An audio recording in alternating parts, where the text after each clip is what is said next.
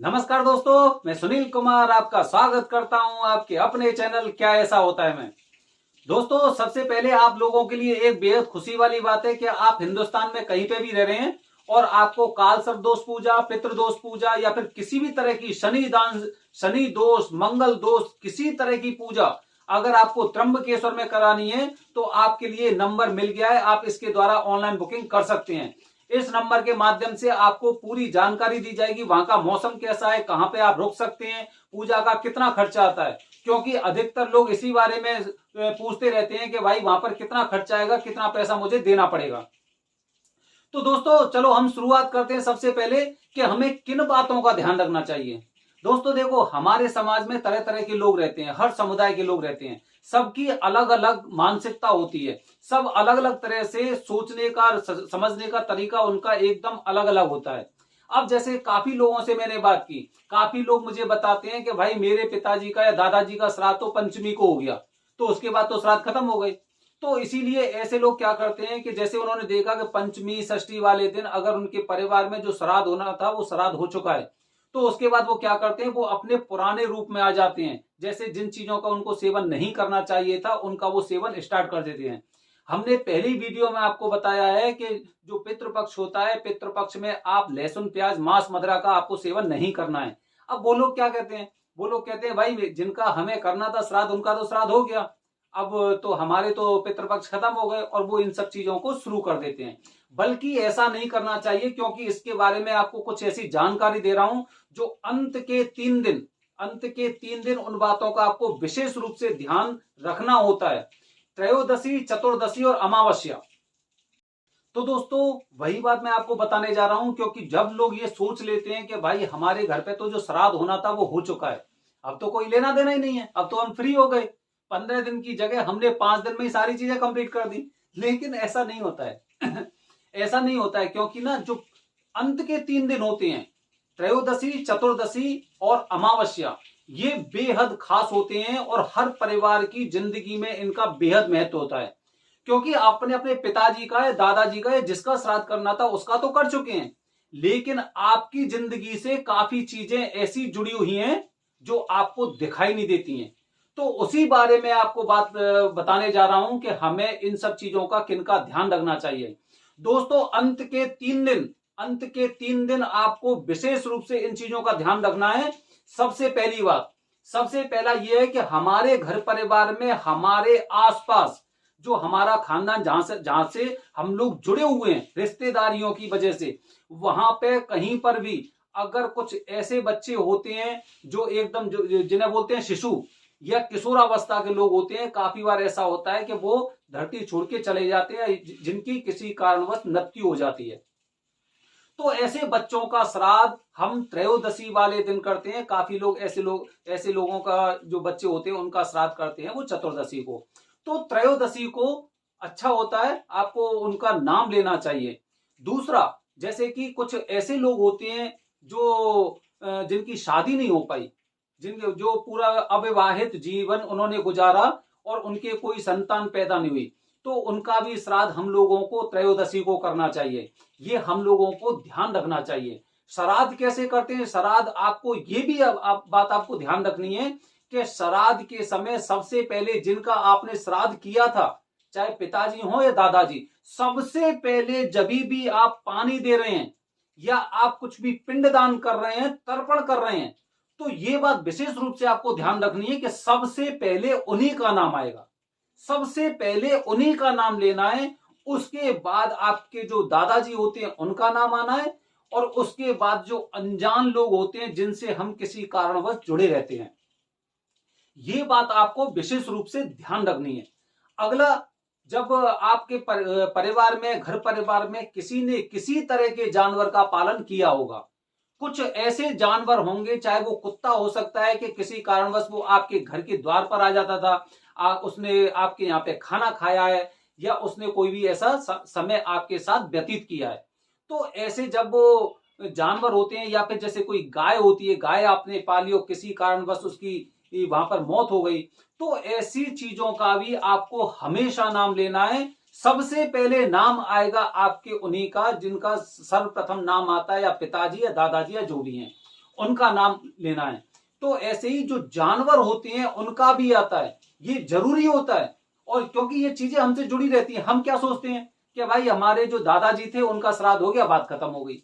ऐसा नहीं है, दादाजी के साथ भी दादाजी भी कहीं किसी से जुड़े हुए थे, चाहे वो जानवर हो सकते हैं, कोई पक्षी हो सकता है, या फिर जो शिशु होते हैं जिनके बारे में शायद उनको भी पता नहीं होगा, कुछ ऐसे अविवाहित लोग भी होते हैं। तो इसीलिए प्रदोष का व्रत बहुत ज्यादा महत्वपूर्ण होता है। अगला, जैसे कि बहुत से लोग ऐसे होते हैं जिनकी दुर्घटनाग्रस्त मौत हो जाती है, उनका भी अब एक्चुअली क्या होता है कि उसमें जैसे कि किसी दिन एक्सीडेंट हुआ, उसी दिन उनका वो हो गया, मर गए, या फिर उनका वो पृथ्वी लोगों ने छोड़ना पड़ा, तो उसके बाद लोग उसी दिन श्राद्ध करते हैं। जबकि ऐसे लोगों का श्राद्ध चतुर्दशी वाले दिन करना चाहिए। चतुर्दशी वाले दिन, ध्यान रखना, चतुर्दशी वाले दिन ऐसे लोगों का श्राद्ध किया जाता है, क्योंकि वो अपना पूरा जीवन व्यतीत करके नहीं गए, किसी दुर्घटना का शिकार हुए हैं, चाहे उसे किसी सांप ने काटा हो, या फिर वो छत से गिर पड़ा हो, या फिर कुछ ऐसी दुर्घटना का शिकार हुआ हो जिसकी वजह से उसकी मृत्यु हुई। तो ऐसे लोगों का जो श्राद्ध होता है वो चतुर्दशी को किया जाता है। जो भूले भाले अनजाने लोग होते हैं, सर्वपित्र अमावस्या वाले दिन, सर्वपित्र अमावस्या वाले दिन उनका भी श्राद्ध होता है। ये हम लोगों को विशेष रूप से ध्यान रखना है कि सबकी अलग अलग तिथियां होती हैं, और जब सारे भूले भाले अनजाने, भूले बिसरे जो हमारे पितर होते हैं, देवी देवता होते हैं, वो सारे के सारे अमावस्या वाले दिन अपना पिंड लेने आते हैं, अपना तर्पण कराने के लिए आते हैं, तो इसीलिए उस दिन उनका भी आपको श्राद्ध करना चाहिए। बेहद जरूरी होता है उनका श्राद्ध करना।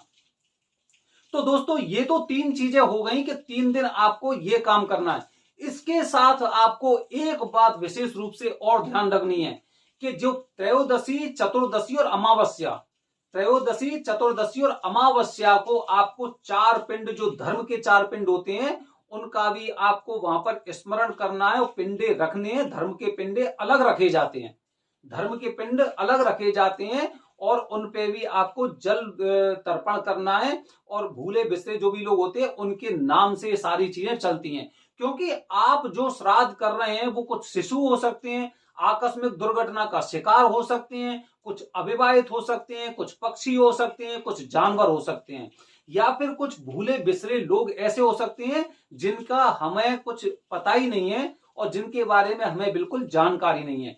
तो इन बातों का आपको विशेष रूप से ध्यान रखना है। आपको वो गलती नहीं करनी है कि भाई मेरे दादाजी का श्राद्ध तो पंचमी को हो गया और अब मेरे तो भाई श्राद्ध जो पितृपक्ष है वो खत्म हो चुका है। वो पितृपक्ष खत्म अमावस्या वाले दिन ही होगा। और जो लोग ये गलती करते हैं वो बहुत बड़ी भूल करते हैं और इसका खामियाजा उन्हें इसी साल के अंदर भुगतना पड़ता है।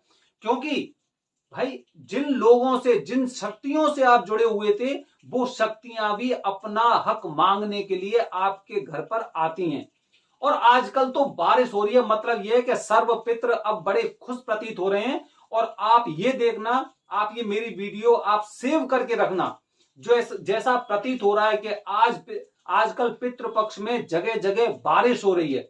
और बारिश हो रही तो इसका मतलब यह है कि सर्वपित्र, वो चाहे हमारे हों चाहे आपके आसपास के क्षेत्र के हों, जहां पर वर्षा हो रही है वहां पर वो बहुत अच्छा संकेत लेके आ रहे हैं। और आप ये देखना कि आपके अच्छे दिन इस साल के अंदर अवश्य आएंगे, क्योंकि ये हम लोगों को एक आभास, एक संकेत मिल रहा है।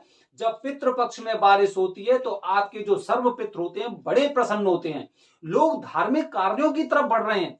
ऐसा ये अब समय सा बदलता जा रहा है, आप देखेंगे कि लोग धार्मिक कार्यों में ज्यादा लीन रहने लगे हैं। हिंदुस्तान धीरे धीरे करके पुरानी संस्कृति पर लौटने का प्रयास कर रहा है, ऐसा हमें आभास हो रहा है। और जब ये प्रयास अपनी संस्कृति में लौटने का होता है तो उसके बाद पितृ भी हमारे बहुत प्रसन्न होते हैं। इसीलिए इस साल जो पितृपक्ष में जिस तरह से जो बारिश हो रही है, बादल बन रहे हैं, ये एक संकेत दे रहे हैं कि आप जो भी कार्य कर रहे हो पितृपक्ष में, पितरों की श्रद्धा के लिए, शांति के लिए, तर्पण के लिए, वो उन्हें बहुत अच्छा लग रहा है और वो आपको बहुत अच्छा आशीर्वाद देने वाले हैं। ये आप श्योर हो जाना। और आप 1 साल के अंदर आप देखना, जब आप भक्ति भाव से इन कार्यों कर रहे हैं तो इसका एक बहुत अच्छा और ऐसा परिणाम आपको आएगा कि आप खुद ये सोचेंगे कि इस साल पता नहीं ऐसा जाने क्या हुआ था कि ये साल मेरी अब तक की सबसे अच्छी साल है। तो बस आपको ये चीजें थोड़ी ध्यान रखनी है कि पंचमी, षष्ठी या तीज या चौथ को अगर आपके घर में कोई श्राद्ध हो गया है तो ऐसा नहीं कि श्राद्ध पितृपक्ष खत्म हो गया है, अमावस्या तक चलेगा। तो इन सब बातों का आपको ध्यान रखना है। और फिर देखिए, क्योंकि अच्छे दिन आने वाले हैं, ऐसा हमें लग रहा है अच्छे दिन आने वाले हैं। पितृपक्ष की बरसात कुछ अलग कहती है, और वो इस तरह से कहती है कि लोग धार्मिक कार्यों में ज्यादा लीन हो रहे हैं और सारे कार्यों को विधिवत तरीके से कर रहे हैं। और जब ऐसा कार्य हो रहा है तो आपके अच्छे दिन 100% आने वाले हैं, 100% शब्द आने वाले हैं दोस्तों। तो ये बात आपको ध्यान रखनी है, विधिवत तरीके से आपको ये कार्य करने हैं। मैंने आपको ये भी बताया कौन सा काम करना चाहिए, कौन सा नहीं करना चाहिए। एक और विशेष बात मैं आपको बताने जा रहा हूं जो बेहद जरूरी है, क्योंकि जो 3 दिन होते हैं, अंत में बता रहा हूं, 3 दिन में जो श्राद्ध करते हैं हम, जैसे शिशुओं का हो गया, जिनका नामकरण नहीं हुआ है, जो अविवाहित हैं, जो या फिर जो दुर्घटना के शिकार हैं, या कोई पक्षी है, जानवर है, या भूले बिसरे लोग हैं, जब ऐसी चीजें होती हैं क्योंकि उनका हमें नाम नहीं पता है, वो वंश की वृद्धि नहीं कर पाए, वो आकस्मिक दुर्घटना का शिकार हो चुके हैं, या फिर जो पालतू जानवर जो हमसे आत्मा के द्वारा जुड़े हुए थे, जब 3 दिन ऐसे होते हैं तो 3 दिन में आपको कुछ ना कुछ दान अवश्य करना चाहिए। और दान इन 3 दिन में जब आप करते हो तो वो सीधा की सीधा दान एकदम आपको मोक्ष ले जाता है। सीधा दान वो आपको बैकुंठ में लेके जाएगा। और आप ये देख लेना, 3 दिन में, इन 3 दिन में किया गया दान आपको वो फल देगा, सर्वार्थ सिद्धि फल देगा, ऐसा हम लोगों को प्रतीत होता है।